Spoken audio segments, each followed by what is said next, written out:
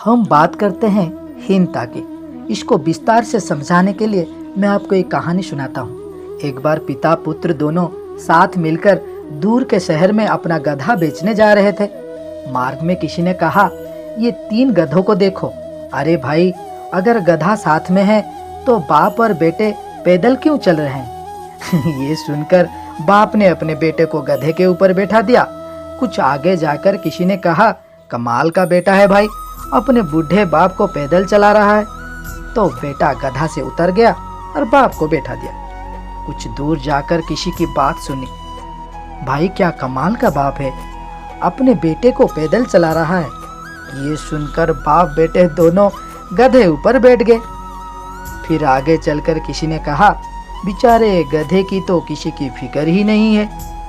ये सुनकर बाप बेटे ने तय किया कि हम ही गधे को उठा लेते हैं। जब उन्होंने गधे को कंधे में उठाने की कोशिश की तो गधे ने भड़क कर लात मार दी, दोनों की पसलियां तोड़ दी और भाग गया। हीन भावना से बंधे लोग क्या ऐसे नहीं जीते? कभी कभी हमारे सारे निर्णय लोगों की धारणाओं पर आधारित होते हैं। हम यही विचार करने में जीवन बिता देते हैं कि समाज क्या कहेगा। अपने जीवन का प्रभाव लोगों की बातें सुनकर बदलते रहते हैं। ऐसे हीन भावना हमें जीवन में सफल नहीं होने देती। क्या ये सत्य नहीं है? यह सत्य है कि समाज से उत्तम कोई दर्पण नहीं है।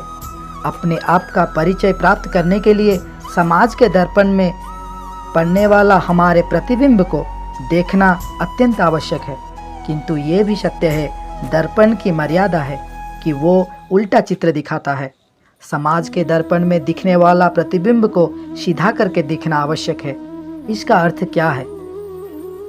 हीन भावना से बंधे लोग सदा ही समाज की बातों का आधार पर निर्णय करते हैं। इससे उल्टा श्रेष्ठता से बंधे लोग समाज के बात सुनने से बिल्कुल इनकार कर देते हैं, सिर्फ अपने ही बुद्धि पर भरोसा करते हैं। दोनों ही क्या भूल नहीं कर रहे हैं? इस भूल का उपाय क्या है?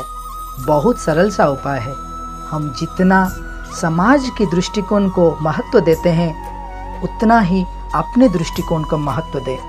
अपनी शक्ति और मर्यादा को जानकर आत्मविश्वास से भर जाए। स्वयं ही हमारे निर्णय हमारे अपने होंगे और अहंकार से भरे नहीं होंगे। ना श्रेष्ठता से लाभ होता है, ना हीनता से लाभ होता है। सच्चे आत्मविश्वास से ही जीवन में सुख प्राप्त होता है। इस बात पर मनन, चिंतन, विचार अवश्य कीजिएगा। आज हम बात की हीनता की और कल हम बात करेंगे श्रेष्ठता पर। तो आज कही बात पर विचार कीजिए और कल की प्रतीक्षा कीजिए। हरे कृष्ण।